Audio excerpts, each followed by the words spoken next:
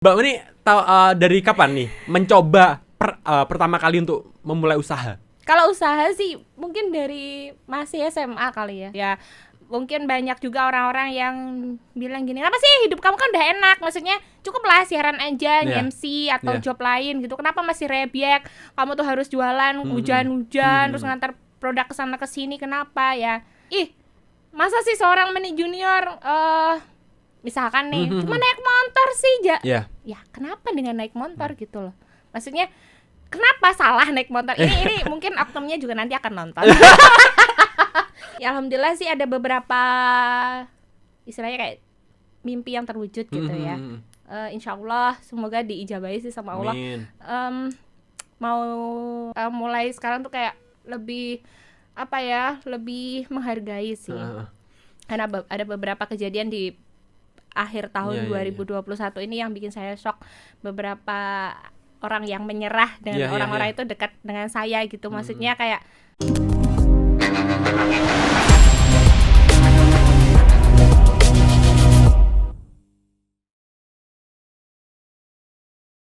Assalamualaikum warahmatullahi wabarakatuh teman-teman. Jadi kita melanjut di Studio 13 di podcast Studio 13 ini dengan Mbak Meni.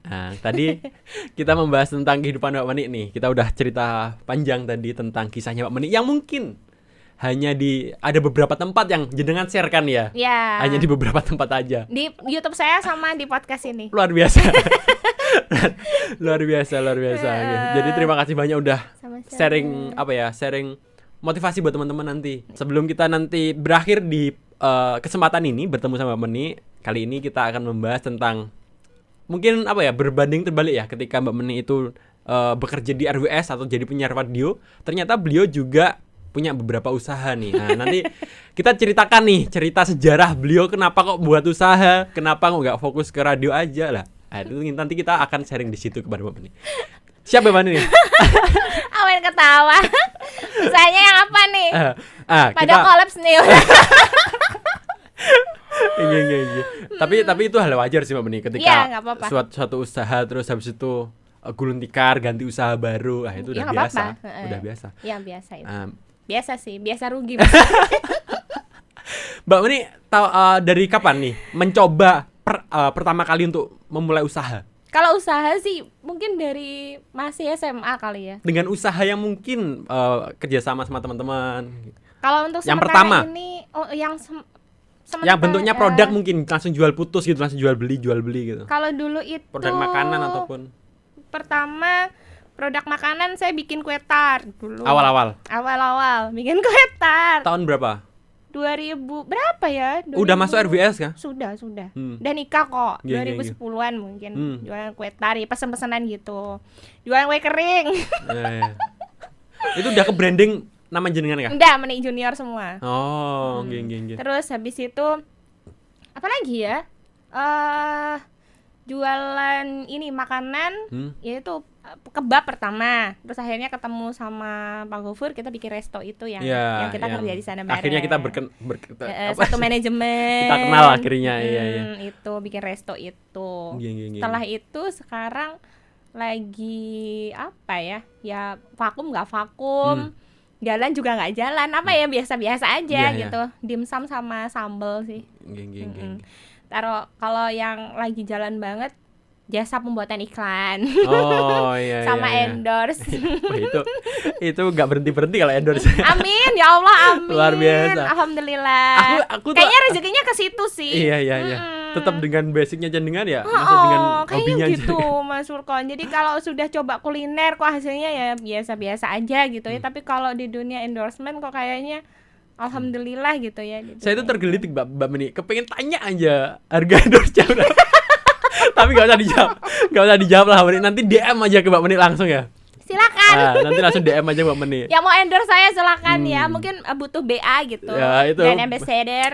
Cocok itu. Produknya apa? Masa produk apa yang biasanya produk makanan pernah kah jadi brand ambassador produk makanan? Kalau makanan ini sekarang beverage ya, dia makanan minuman.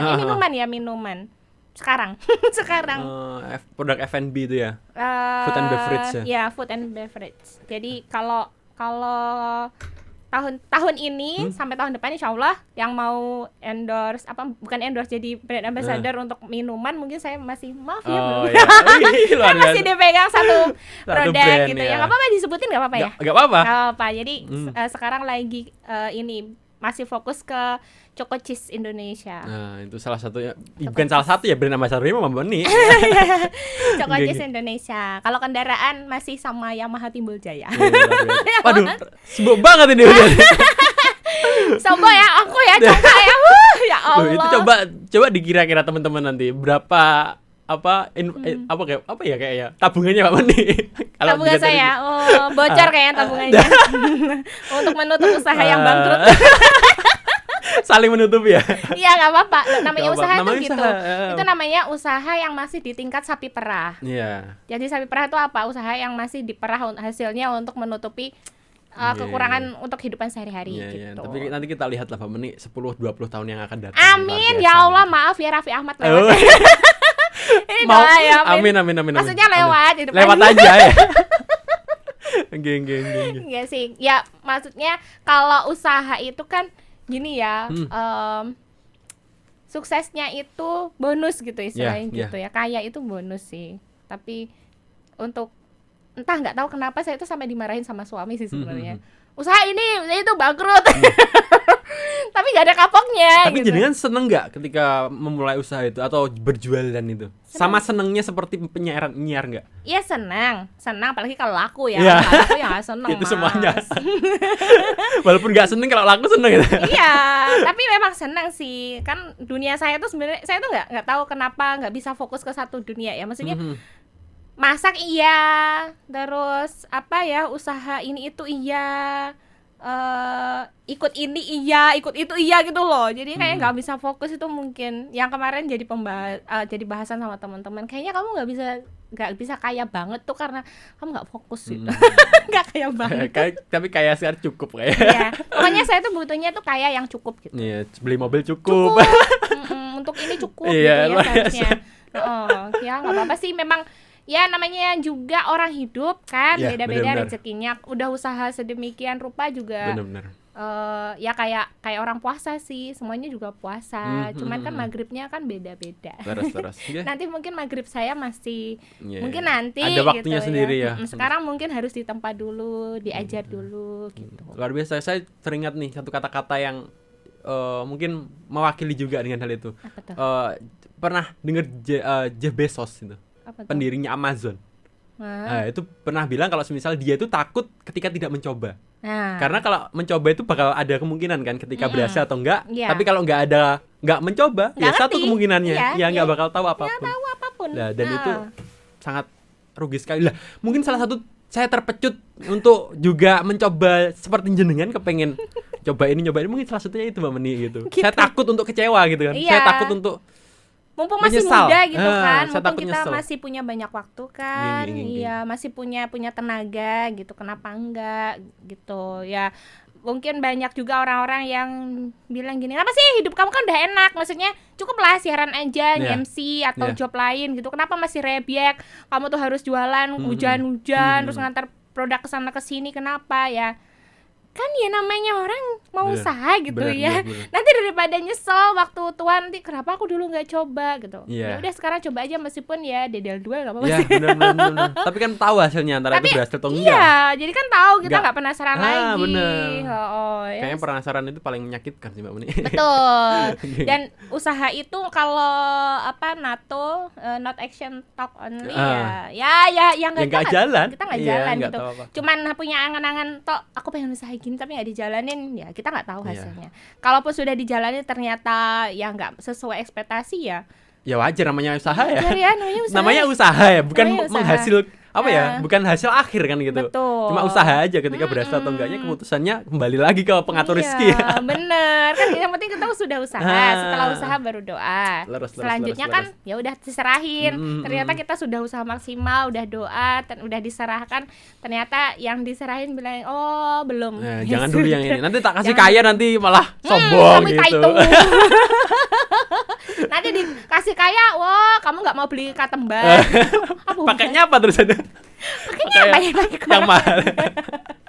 Aduh, Jadi gitu sih ya, untuk teman-teman mungkin yang lihatnya saya kok masih gitu-gitu aja, ya itu tadi memang karena ya jujur sih saya usaha itu belum ada yang berhasil gitu. Belum ada yang 100% moncer gitu ya istilahnya gitu. Tapi sejauh ini saya nggak pernah. Tapi emang ada yang melihat jenengan tuh masih seperti itu aja. Masih? Kita itu melihat jenengan malah prosesnya itu cepet banget. Padahal berdarah-darah. Ya. Luarnya kelihatannya gebiar gitu, yang jerunya ambiar, Mas. Talam wanjalita. Jadi ada sih beberapa oknum yang mungkin belum kenal 100% sama saya. Jadi kayak misalkan, masa sih seorang mani junior misalkan nih cuma naik motor sih, ya kenapa dengan naik motor gitu loh. Maksudnya kenapa salah naik motor? Ini mungkin oknumnya juga nanti akan nonton. Kok jadinya gibah? Gak apa-apa, ini ungkapan aja. Ini ungkapan aja. Jadi gini, sekarang mungkin kita hidup di dunia yang good looking sama good rekening itu dihargai gitu ya. Jadi mungkin harus dikikis itu pelan-pelan. Jadi hargai proses seseorang gitu maksudnya. Kalau misalkan saya dengan modal yang katanya terlalu sederhana untuk kelasnya seorang public figure gitu ya, ya sah-sah aja sih mereka yang berpendapat. Tapi kalau saya sih, saya nyamannya seperti ini hidup saya ya. Sekali lagi saya nggak bisa memuaskan banyak orang ya, kembali lagi seperti itu, karena dulu saya pernah berada di sisi itu dan ternyata capek. Dan kemungkinan bahkan mungkin kemungkinan ya Mbak Muni ya, bakal banyak orang yang belum berada di posisi tadi yang semua orang bakal kepengen dipuaskan. Betul. Nanti kalau mereka udah rasain mungkin titik baliknya itu sih. Ketika capek itu. Jadi biarkan dulu lah ya. Biarkan mereka ngomong capek ya. Kalau capek berarti nanti akan balik lagi gitu. Kalau kita berbusa-busa ngomong pun kalau misalnya sekarang sih kalau menghadapin orang-orang yang toksik ya, istilahnya toksik untuk kehidupan kita itu kayak percuma sih, capek karena urusan kita sudah banyak.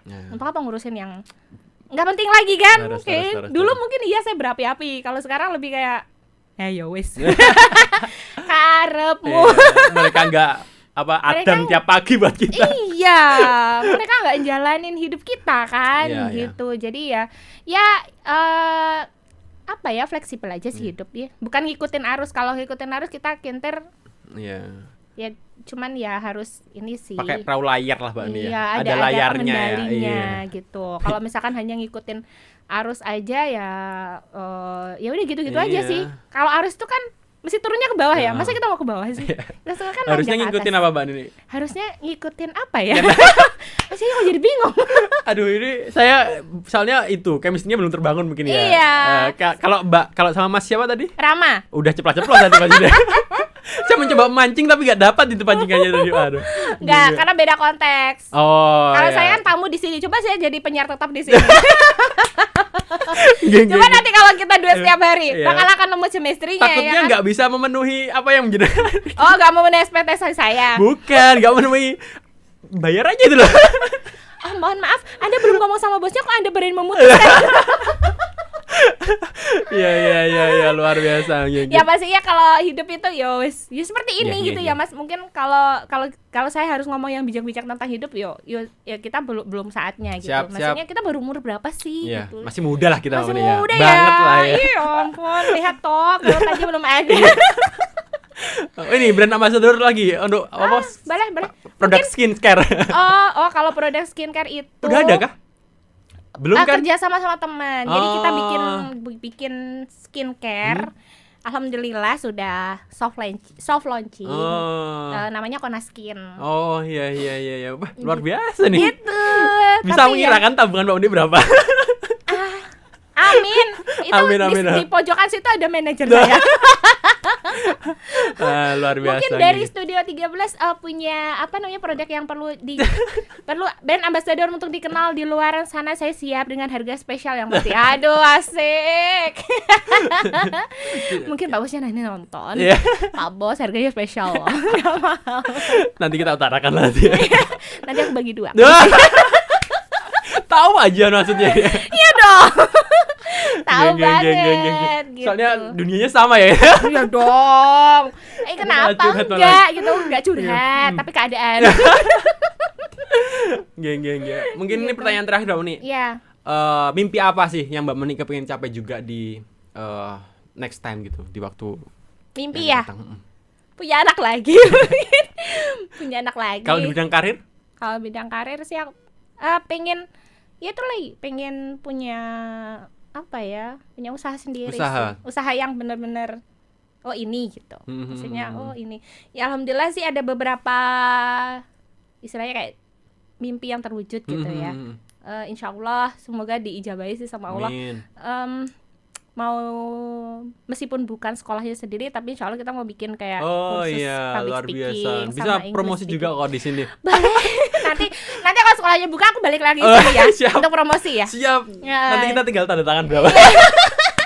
Jadi itu kita kemarin alhamdulillah dapat tawaran dari Politeknik Mercusuar untuk bikin sekolah public speaking sama English speaking. Jadi di sana nanti sarana komunikasi diajarin untuk presenter, MC dan lain sebagainya. Untuk range usia belum fix sih. Cuman ya itu salah satu impian yang terwujud. Karena dari dulu memang suka ngajar. Dari SMP itu aku udah buka les-lesan. SMP. Jadi ngelesin anak-anak TK, yang belum bisa baca tulis. Sampai sekarang anak-anak TK itu sekarang udah bawa anak loh. Anaknya 2-3 gitu. Jadi aku merasa kayak, kalau kamu yang dulu udah tua ya gitu ya kayaknya ya. Iya. Jadi itu suatu kepuasan tersendiri sih gitu. Jadi ada sesuatu yang aku tunggu-tunggu nih tahun depan gitu. Semoga terwujud punya sekolah sendiri. Buat teman-teman nanti yang kepengen nih belajar public speaking, belajar bahasa Inggris bisa lah nanti kontak Mbak Meni. Bisa. Harganya spesial nih. Spesial buat Studio 13. Kayaknya Studio 13 tadi punya produk gitu kan. Nantinya mau endorse ya boleh. Boleh nanti kita kasih. Nanti kita hubungin lah. Pun terima kasih Mbak Meni. Makasih. Ada yang pengen disampaikan buat teman-teman Mbak Meni? Nggak ada. Ada dong. Maksudnya kita jadi jadi seseorang tuh nggak usah terlalu berekspektasi tinggi kan? Berekspektasi tinggi untuk diri kita menyenangkan orang lain gitu. Maksudnya jadi diri kamu sendiri senyaman mungkin aja. Mau orang ngomong kok dandananmu gini ini aja, selama itu nyaman, sopan, tidak menyalahi aturan ya kenapa enggak gitu kan. Terus kalau misalkan ada cita-cita yang belum terwujud, bolak-balik patah, bolak-balik hancur, ya nggak apa-apa. Nggak apa-apa, namanya juga hidup kan. Nanti kalau terlalu indah juga nggak seru, kalau terlalu sedih juga ya kurang seru juga. Jadi ya kayak gini, kadang indah, kadang enggak gitu. Nikmati aja ya. Semangat aja sih. Siap. Jangan sampai mengakhiri hidup gitu. Waduh, teringat kasus ya. Jangan dibahas. Iya, karena ada beberapa teman yang seperti itu. Jadi mulai sekarang tuh kayak lebih menghargai sih. Karena ada beberapa kejadian di akhir tahun 2021 ini yang bikin saya shock. Beberapa orang yang menyerah dan orang-orang itu dekat dengan saya gitu. Maksudnya kayak harusnya kita tuh lebih peduli mungkin ya dengan orang-orang terdekat. Mungkin hanya sekedar menyapa aja itu suatu semangat tersendiri gitu loh Mas Pur. Dan ini yang pengen saya sampaikan juga sih. Kemarin sempat shock banget.